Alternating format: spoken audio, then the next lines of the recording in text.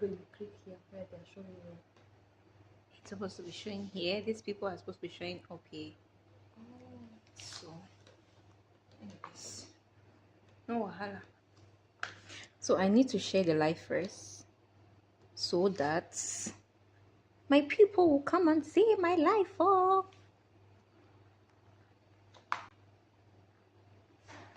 I'm in love with you, and that is fine now. Ah yeah, so you are gonna. Hey! Hey yeah. Okay. Okay, and then I'll come back here. Yeah, and I have to share my Facebook also because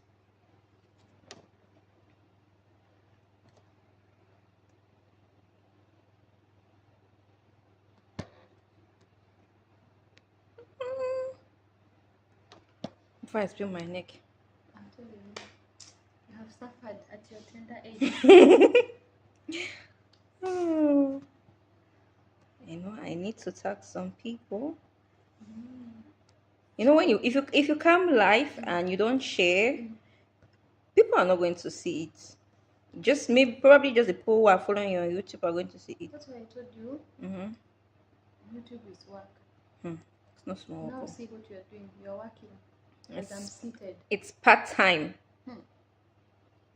At the moment you start eating, watching you in YouTube. Even one day she did my makeup. Now see, she's in Casablanca.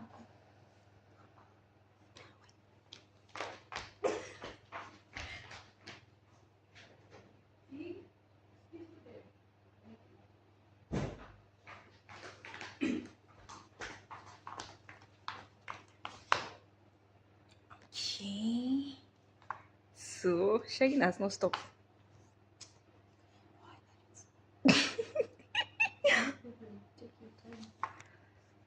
I need to shake tonight. My daddy, my father is always my #1 fan. He's always watching my videos. Supportive dad. Support her. He sits and watch my videos. So this is my known daughter. You know, and for my father, he likes all these things from Nyanga. Yeah. Somebody's here. Hi everyone.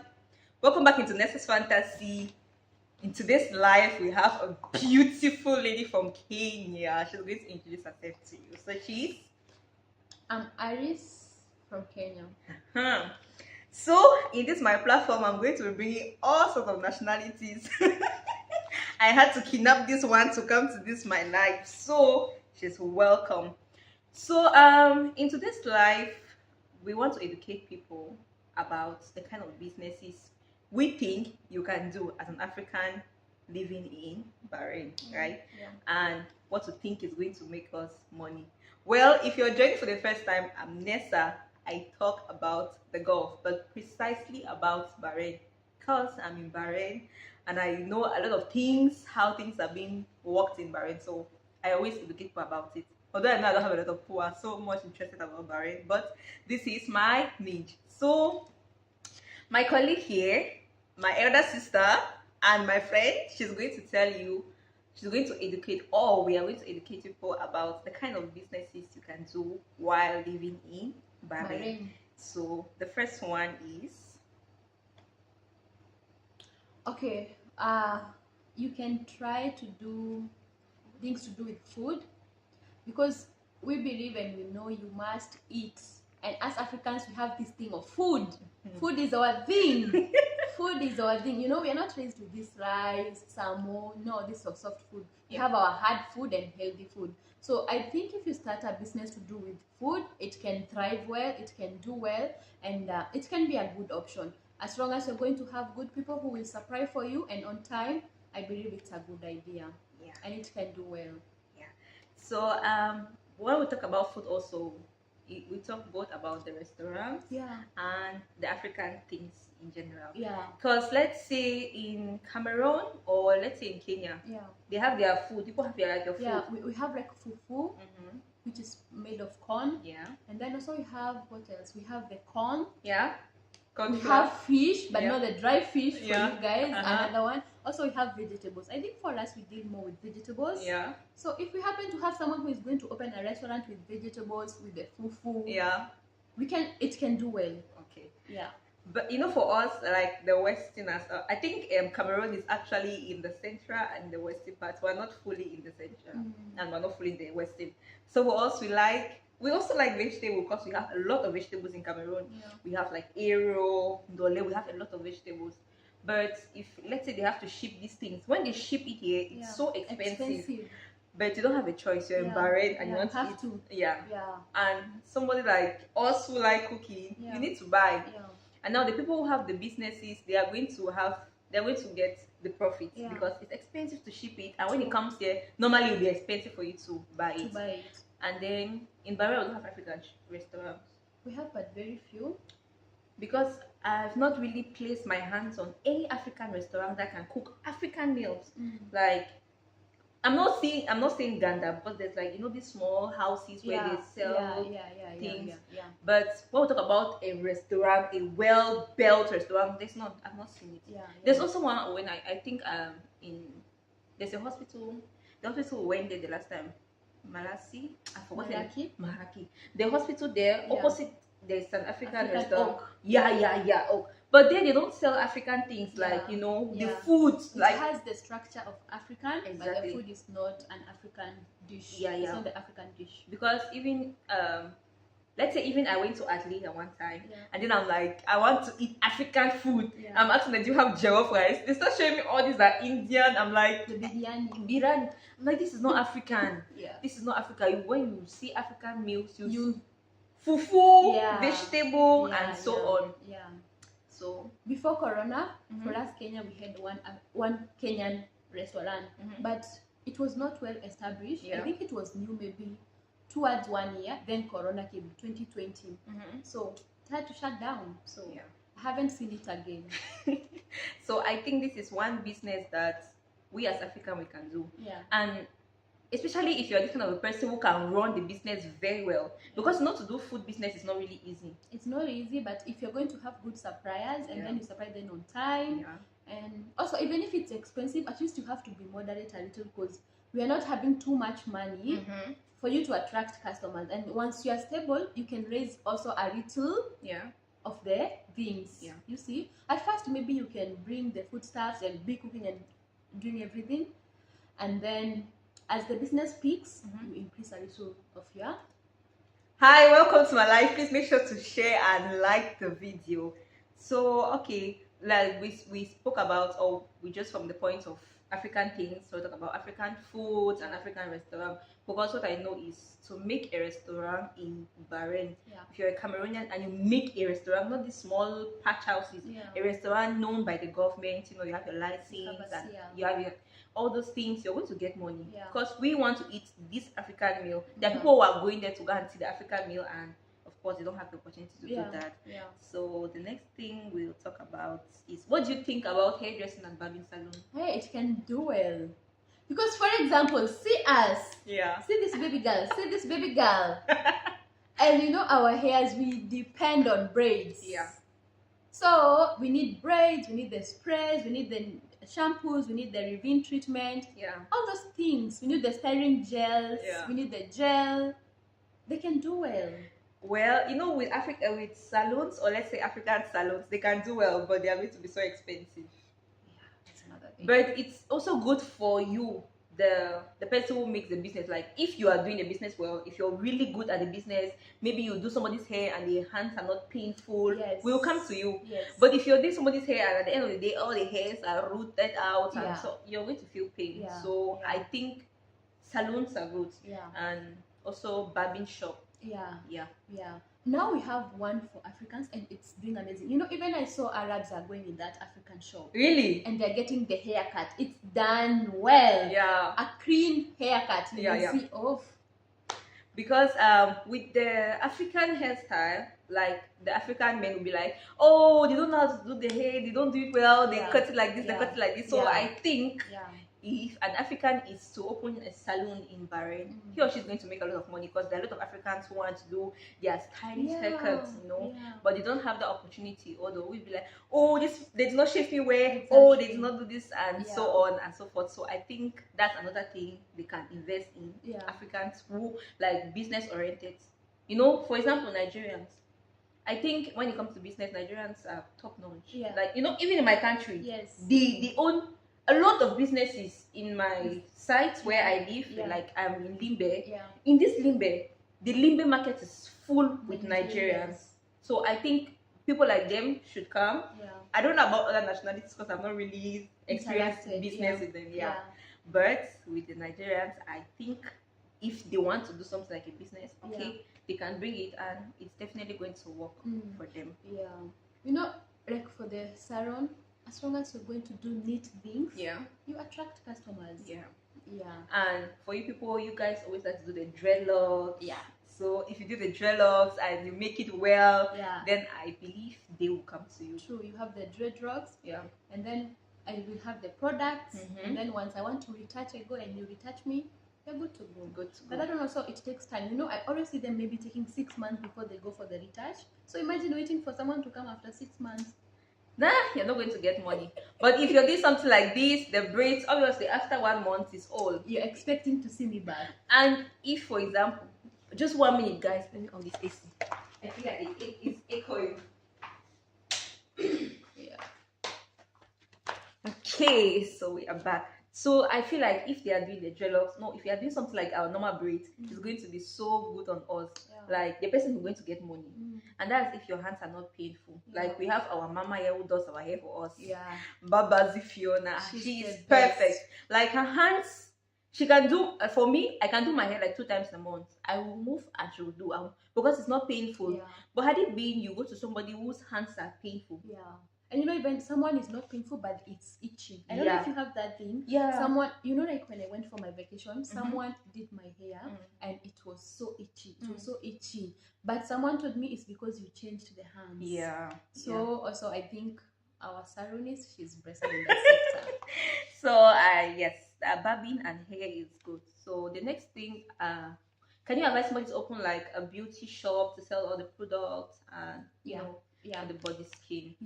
I can, because some products that we have here, they are very good. They are very good, but they don't go well with our skin.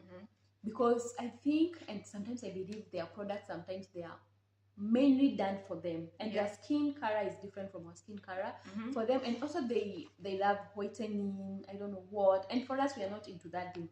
So if someone we do it, but we have our own products, you see, and those products are made, I think, from our skin, and our skin. So if you do those things to do with the beauty things, the hair products, everything, they're going to do well. Because even you see, for example, our lipstick, you can find a lipstick at a very without struggling, and it's going to fit you. Same case to foundation.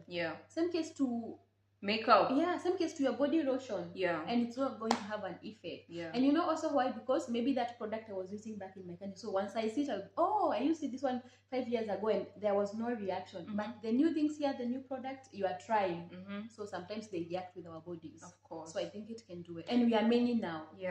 And you see, with like the body and beauty things for ladies, we ladies and our face are very fragile, because the least mistake you do when it concerns your face, it get corrupt. So I think that a person who is able to open a beauty shop to sell African products or African beauty things is going to help this person. Because let's say our foundation, now we're in a country where it's full of white skin, and we are dark skin. Of course we are not using a white skin foundation. It's never going to match with our skin tone. It's going to be different. And then like let me give an experience I had when it came to doing nails.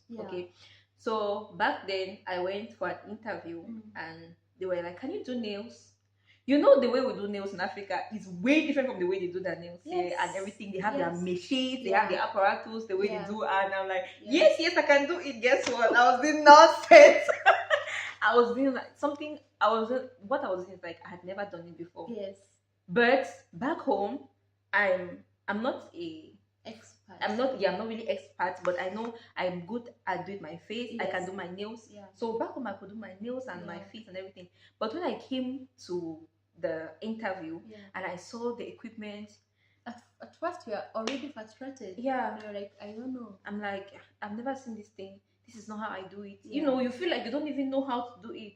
But now if you have an African that you go there, you're like, okay, this is how we. And then also, I think also there is this thing when you go to somewhere and you get the person who is attending you is an African, you feel I'm at home. At home. And you feel safe. And you know also, you know why? There's this thing, this person knows our thing. Yeah. He or she know our taste.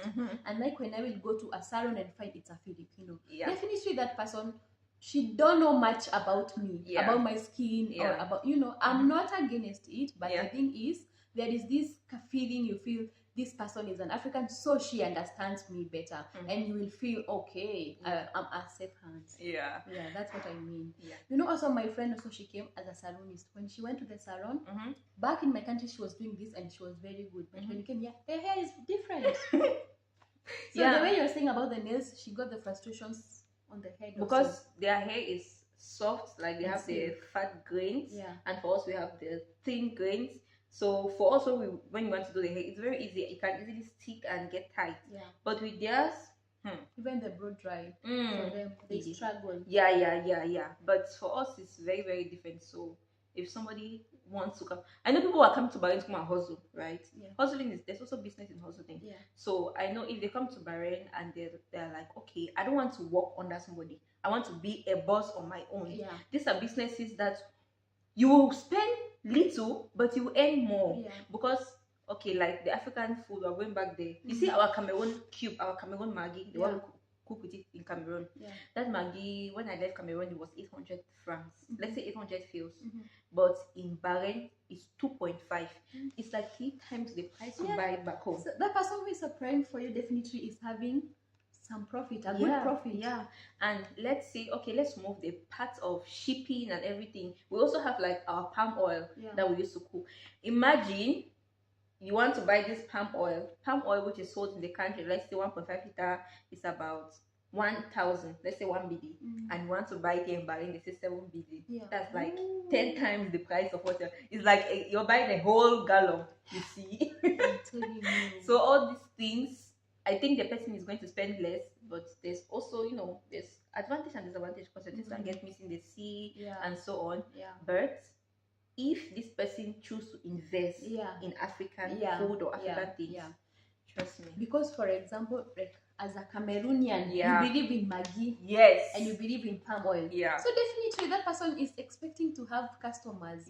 Because there are those things you feel like even if they are so expensive, at least I must use them. You feel the taste of your food. Because there is no way. We have the Arabic Maggi's here, the other Maggi's they use, but we don't really feel, you know, you already have a particular feeling for the taste you want to have. Yes, you already have that. My food is going to taste like this. So when I put the cube, I'm not getting that taste of the food I want. Not already, I'm in a country where I don't have all my natural resources. Like unlike my country, you go to the market and you get something with your small money. But now, if you have the money and you get the things here and you're using this Maggi here, normally you're not going to get that taste that you want to get. So it's a necessity for us Cameroonians. Because I don't think there's any Cameroonian who is not using Maggi. So it's like a necessity to us. So this is going to help. Okay, and then let's talk about sending money. It's a good business and it's a good idea also, because you know, in every month I know we send billions of money. Billions of money back to our countries. And you know, we have different paydays. There's someone who is paid on 1st, 5th, they are mid, and that way. So there's this circulation of money all around the month. So it's a good idea for me. Okay. So as long as you're going to have if you can be so honest and available, like I will tell you, oh, I have 5 BD, can you send it to my money? Then I sent you through the benefit. That's going to be, it's going to be a good thing. You know, if you're not honest, like maybe this day I sent you 10 BD, you took some hours before sending, definitely it's going to raise my questions. And I'll be like, do I trust this person Mm-hmm. with my money? Yeah. Yeah, and availability when I call. Okay, yeah, Yeah. yeah, it's a good thing. Because like there was a time I tried sending money from the bank.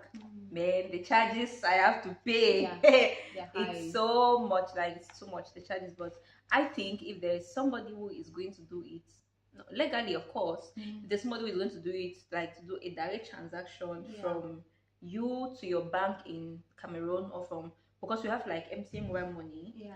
So MTN Mobile Money, you can save your money back home. But I don't have that advantage or privilege because I don't have a SIM card back home. The one I had, I wasn't using it since I was not in Cameroon, and it got blocked, so they gave it to another person. So what happened is, you can send money back home to, I can send money back home to my aunt or to my sister, Yeah. and I'll be like, okay, can you play my jangi and Yeah. so on. Yeah. So this is the way I'm able to save my money back home. You see. Yeah. But now, if you get this person who is able to send it directly, Yeah. it's going to reduce your time, Yeah. the costing, and everything. Exactly. So this is another business that I think is Yeah. going to make a lot of profit if somebody does it in Bahrain. Yeah, like for example, for us, we have one guy. He's called. You have one guy. He's here in Bahrain. He's doing that thing of money transfer. Even if you're working as a housemaid in the house, you're not allowed to go send money, blah blah blah. Yeah. So sometimes he comes and pick the cash from your place, and then he will send Do a it transaction for you. Yeah. Yeah. And that guy is doing well. Yeah. So I think this is another business that, of course, because there are people that are not honest. Yeah. Because you're going to do this with somebody and you'll be like, okay, this is the same person from my country, Yeah. so I think I can interact with this person I trust. Yeah. But at the end of the day, if this person is going to disappoint you, you're never going to think of giving your money again to this person. Yeah. So I think about this particular aspect of money, it has to do it's with a sensitive thing. Yeah. So you have to be honest and available. Yeah. And trustworthy. Yeah. So this one also.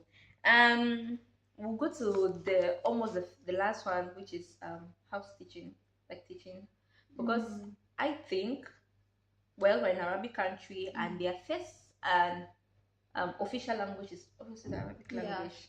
So 90% of the country will be speaking the Arabic. Although 90% of the country is not only populated with Arabic, there are other nationalities like us. Of course, we're not Arabics, we are different nationalities in Bahrain, and we speak English. So I want you to tell me, if I decide to be a house teacher, to teach, let's say I have the connection to teach from one house to another, is it going to be a good business for me or no? Yeah, it's a good business. And the reasons I say it's a good business is because I have seen the Arab people here, the Bahrainis, or any person who is residing here. I have not been into many Gulf countries, but I hear people say, for example, Saudi. I have not been there, but I have friends there. But those people, I think 99.9, they talk Arabic. Yeah. They don't use English. And that's why sometimes you will see, like, when we are at work, you get a customer who does not understand English. So you suffer. There's this miscommunication. Yeah. So if you happen to have the teaching classes and you get some clients, Yeah. and which I believe is doing well, because I believe we have some people who are thriving and doing well in this teaching. Yeah. For one, I think you just need to have patience. Patience and tolerance with them. Okay. But it's a good business. It's a good business idea. This teaching thing also, if you want to be a teacher, or let's say you need to teach like the small kids, you need to have a lot of patience. Because as a teacher, if you don't have patience, there's no way you cannot cope. I'm telling you cannot tolerate, because there's so many things that you'll be seeing with your eyes and be like, okay, let me just grab my money and leave. Yeah. But if you have this opportunity where you can do the home teaching, teach from one home to another, I think it's going to be a good business on your part. Yeah. Because they want to learn English. They are so much interested. We have one colleague there, not a colleague, one guy in this week, he's always coming to the shop. This guy is completely Arabic. He doesn't speak English. The only thing he knows how to say is sister, my order. Yes. That's the only thing he knows how to say. Now he's like, you speak English and I speak Arabic. You want to learn Arabic? I say no, I want to teach you English. So he has the way he wants to learn, but he does not have that privilege that somebody should teach him. Exactly. And I think in their government schools they teach mostly in Arabic. Yeah. So you have to go to the private sectors if you want to really, really get open in English. Yeah. So you see a lot of them will be speaking in Arabic. So teaching business, It's a good thing. Yeah. You know, even I have one of my friend. Mhm. She was working as a housemaid, and the baby she was a nanny. Mhm. The baby she was taking care of, they used to come one Cameroon girl. She Yeah. was teaching French. Mhm. To French. to the baby. Wow. So, and you know, it's because she counts with hours. Okay, okay. Maybe it is 4 hours. You have your 20 breeding, and you're good to go. So it's a good thing. Okay, French. It's a good thing. You know, the good thing with these people, like for example, you have one student, you're teaching one student. This mom, maybe when they are talking or she's out, she'll say, hey, I need to go back because my teacher for my son is coming. Yeah. So, and that one will ask, oh, how is she, blah, blah, blah, and you end up getting customers. Yeah. Yeah. You end up getting recommended to other people. Yes. Okay. Yes. You start with one, as time goes by, you are a millionaire. Yeah. But you need patience. You need patience to be a teacher, I swear. You know, being a teacher, when I was like in my early, let me say when I was still a teenager, I think when I was 14, 15, my grandma always tell me, Vanessa, I think you're going to be a teacher. Then my aunt would tell me she's going to be a nurse. Then my grandfather would tell me she's going to be a journalist. So journalists and teachers, they're almost the same because they deal with talking. Yeah. And nurse, I was not really sure about that calling, but at the end of the day, I end up doing nursing in school. I end up doing nursing, but in my heart, really, no, I think teacher. I know who I am. I think teacher because I think I can talk. Yeah. I don't need to shout. When I speak, the end of the class, they're going to hear me. When it's break time, you can go out. Yeah, they're going to see the short lady, but the voice is right up. So I think with teaching, yeah, I think I could do it. And then now we'll go to the last thing, which has to do with nanny work. Mm-hmm. Like, let's say if I decide to get a house, or let's say I decide to get a house where I take care of children. Yeah. It's a good business, but do you think Arabic people will be able to give their children to somebody to take care of them? It's a good business. Yeah, I agree with you. And even if you're not going to get the Arab people, we have the African who are married here. Yeah. And they do work and they have families. Okay. You see? So you target those people. Like for example, you can go to church and advertise your work. You say, oh, I have a house, I'm doing this and this. You know, so you just bring your baby with your diaper and your cup of milk and you're good to go. Then you pick them this time. Okay. You can also go maybe where, but I believe mostly in social media, you'll be advertising your work. I didn't share this on my status. Can you imagine, Vanessa? Suela.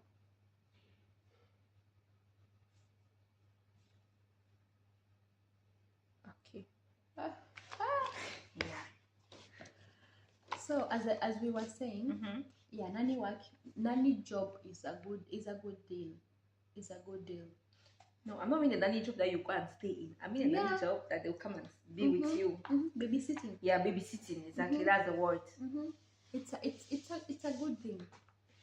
Okay. It's a good thing. As long as you're going to have a safe place and a space, even if it's not that big space, a space and also definitely security. A mom should feel safe when leaving the baby. Of course. That environment is safe for my son, is safe for my daughter. Yeah. When I'm at work, I will not be thinking, oh, maybe he fell, you know? Yeah. Yeah. Those things. Just protection, safety, all together. Because I think I'm not a mom, I'm not a parent, but I think for them, as long as their babies are safe, they will be at peace wherever they will be. And they will trust you. Yeah. And I know one person. When I used to go to church in Jufia, there is one family that they are always having that babysitting thing. They stay in Adria. So the guy is elder in the church. So the wife is the one who is doing the babysitting. All those African ladies who are married, they do leave their babies to her. And she does not work. You see? She's getting money. She does not work. You know, even she told me there is one family that is, I think Arab or I don't know, but they're not the Africans. They always go to Saudi every day. Their work is in Saudi, but they stay in Bahrain. They take the baby with her. And there are 2 babies. So that is a sure bet. Yeah, the confidence they have. That is a sure bet. I have this family a whole week. Yeah. You know, from Sunday to Thursday, the baby is with you.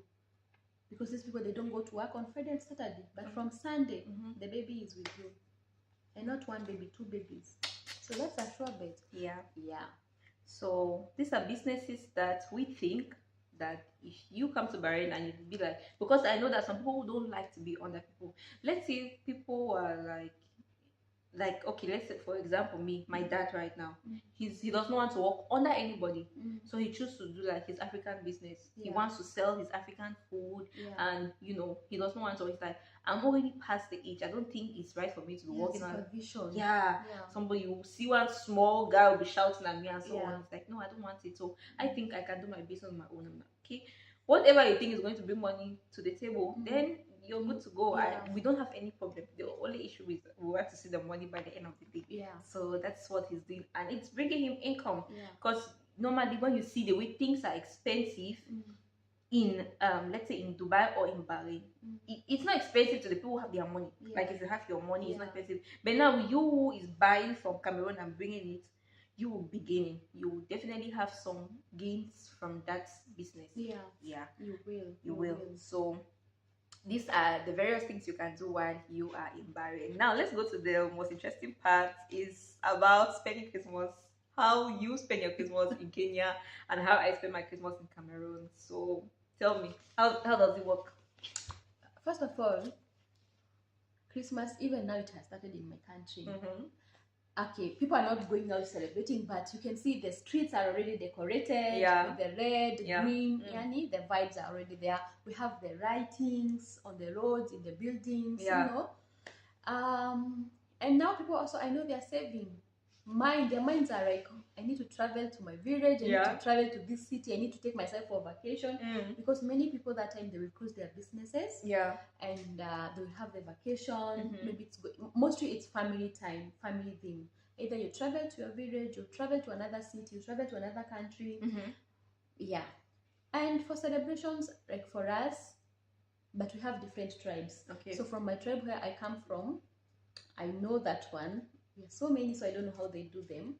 So for my tribe, what we do is on the Christmas Eve, for example, for me, I grew up knowing I must go to church until 12 morning. Then when it is past 12, maybe we go back to the house, we continue with the preparation of the food. And don't forget we have clothes. By the way, I grew up waiting for Christmas to have new clothes. That was my best part of the year. That was my favorite waited moment. To have a new pair of clothes and a shoe. Chai! And I'm here. Anyway, thank you, God. Christmas you don't even know. You just see yourself at the job site. I'm telling you, but we thank God for everything. So we will go back, prepare the food. Maybe we have visitors from the town. And those people, they feel themselves. The town people. They feel like they have everything. It can't be anyway. It is what it is. So we will prepare, we slaughter. We believe in slaughtering. We have cooking, and then on Christmas we go out. Like the food we cooked after church, we will eat, we will celebrate, we take the drinks. Those who take beer, they take. And then in the afternoon, we can go out to centers. You see, we have the shopping centers or to town. You go there. If you want to meet your friends, yani it's all about having fun. You people don't used to have like this small container so you keep money before Christmas period. We do have it. We do have it, and then you go out. Like for example, we call it nyumba kumi. Like nyumba kumi means 10 houses for us. You must know 10 of your people if they are okay. We call them nyumba kumi in Swahili. So like 1, 2, 3, 4 until it is the 10. So for us, before Christmas, we have to go to that 10 houses. With like a basket. Either you give or you receive. See, let me show you how ours is. During the Christmas period, right? Our parents, the main thing is you need to pass. You need to have a very good grade, otherwise you don't have Christmas. Anyway, that one used to just be an empty talk, because they used to threaten also that you need to pass, And then we used to have like this bank, these small banks, like piggy banks. We keep money inside and preparing for the Christmas time. So when is the Christmas period, there's always like a week, because I'm also the church type. We're going to church, Presbyterian church. So in Presbyterian church, they should do this like Christmas carol. They'll sing from one house to another, sing, and then they'll be gathering money. At the end of the day, I don't know if they'll share it about themselves and then buy gift, maybe give it to an orphanage or so. So true. And then when it comes to the Christmas Eve, And then we'll be doing preparation because by then I was still small. I'll be like in the YP. Yeah. Okay, YP is like young Presbyterian where the kids are out of thing. Okay. We'll be doing things like Christmas carol, Yeah, the drama, dramas, yeah, songs. yeah. We'll do all those And things you have now. the kids. Exactly. We'll do all those things Christmas Eve in Yeah. church. Yeah. Because we'll be in church till it's 12 also. Mm. So we'll do all this Christmas carol and everything, and then people will be giving us money. Yeah. And that time we don't joke when they give money pick because this is money you're Yes. preparing against tomorrow. Yeah. So, and this also used to be like one of my best time because I get new clothes also. Yeah. I get new pair of clothes, shoes. Christmas and New Year we get them. So Yeah. during this period, and my grandpa and grandma were elders in church. No, my grandpa was an elder first, then my grandma. So since you're an elder in the church, people will come and visit you in their house. Yeah. So when people come and washing plate throughout the day, from morning before going to church, we are cooking with, and in Cameroon we have diverse meals. I can cook like 20 different meals for Christmas. Like that Christmas Eve, maybe my grandfather is going to say, okay, today I'm going to cook this goat meat. So we used to rear goats, pig, chicken, yeah. So he's going to cut one, we'll cook it and we'll use it for our meals. They will buy chicken normally for stew because children like chicken. Yeah. So we use it for our stew. And then that Christmas period, when we have made all the things, the evening we'll just prepare the light spices and everything. The following day we'll get up very early, maybe around 5 a.m. Yeah. We'll cook till around 8:30. Yeah. Everybody will run to go and take shower because Yeah. 9 o'clock I'm supposed to be in church. Yes. So we'll go to church and then we'll come back home.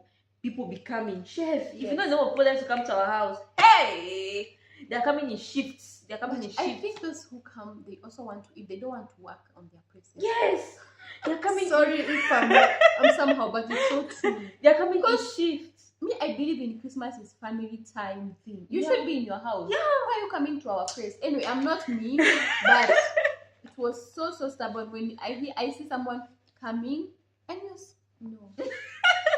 You know that time I wash this set will come, they'll go, I'll wash plates. This set will come and they're coming in set, they'll come, they'll eat, and of course it's Christmas, so they must eat. Yeah. They'll come, go shake the table, serve their self, Yeah. I wash plates.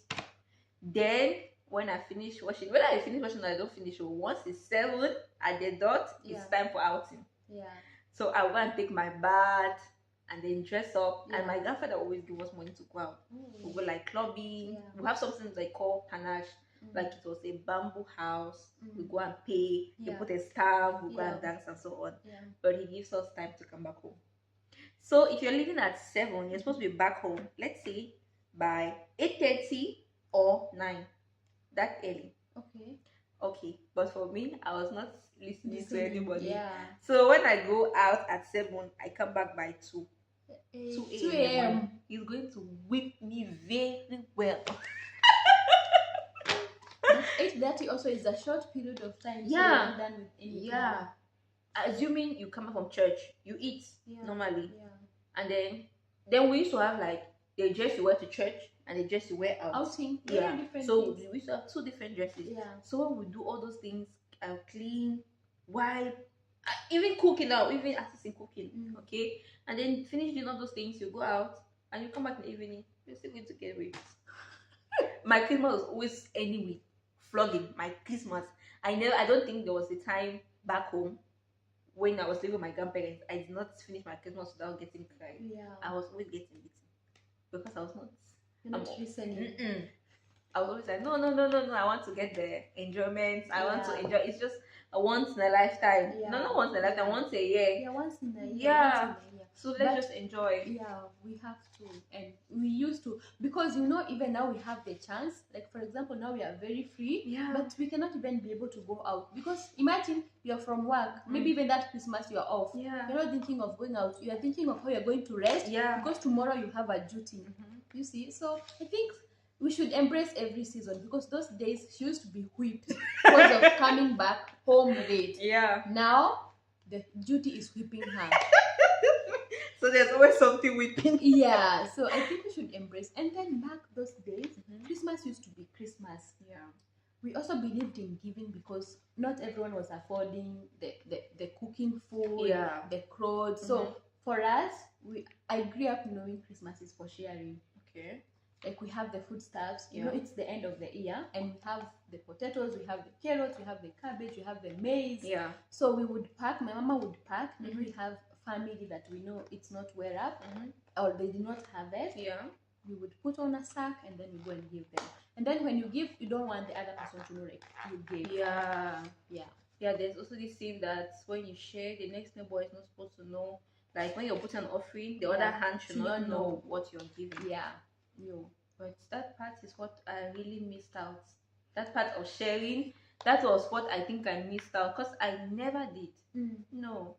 But we were so good at giving people when they come. Yeah, that it's same. It's same like giving. Because even in church, in my church, we used to have even the envelopes for the mission, and that you will put the money. That money is going to reach those people who cannot be able to celebrate Christmas, so that you ensure even the street babies, the orphans, the widows, the widowers, they are celebrating, because Christmas is all about sharing and enjoying. Christmas is the time for reconciliation. You know, today I woke up with Mary's, but I was singing. Yeah, Christmas I had thing. it. I think you already have the vibes on your mind. Yeah, I have the vibe. Just last year, Christmas we celebrated in church.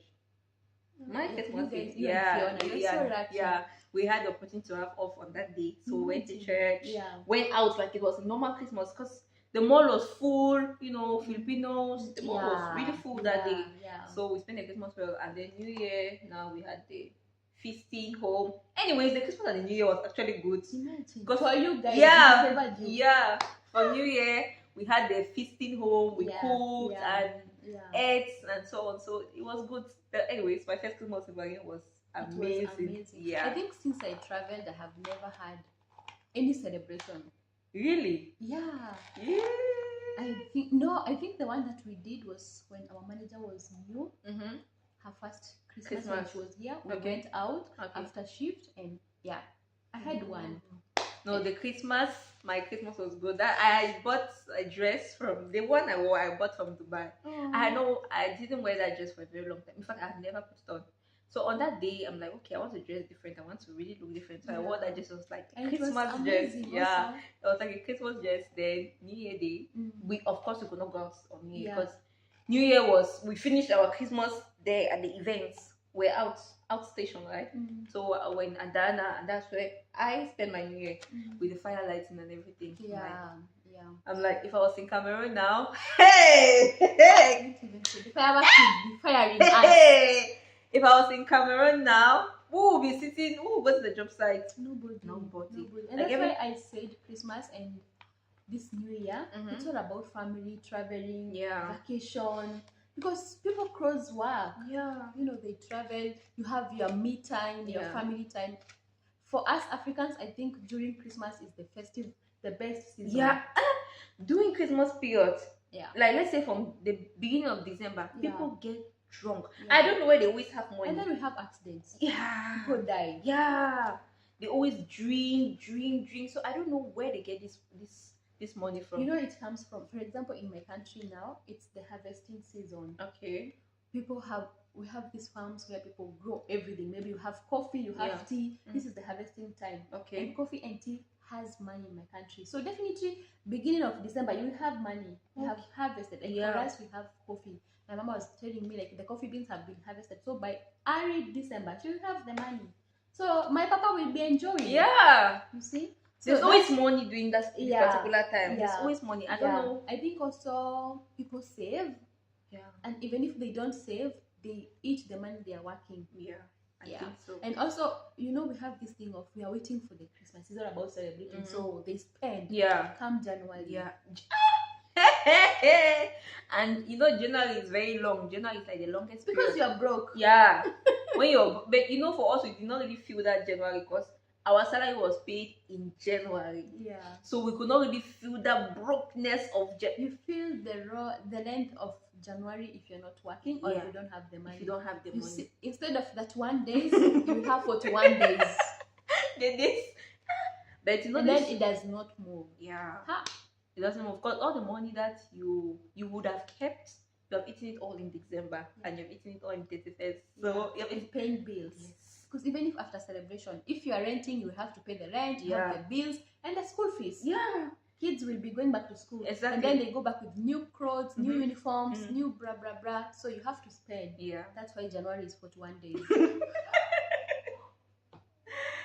Anyways, guys, so we have come to the end part of our life. I hope you guys enjoyed it, and I'm so grateful she was here with me today. I'm so happy you came to my life, and for those who have been watching, super grateful. So I'll be seeing you guys again. Ciao, ciao, bye bye.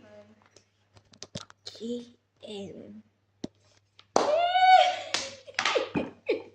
Chef the chef. Thank you very much.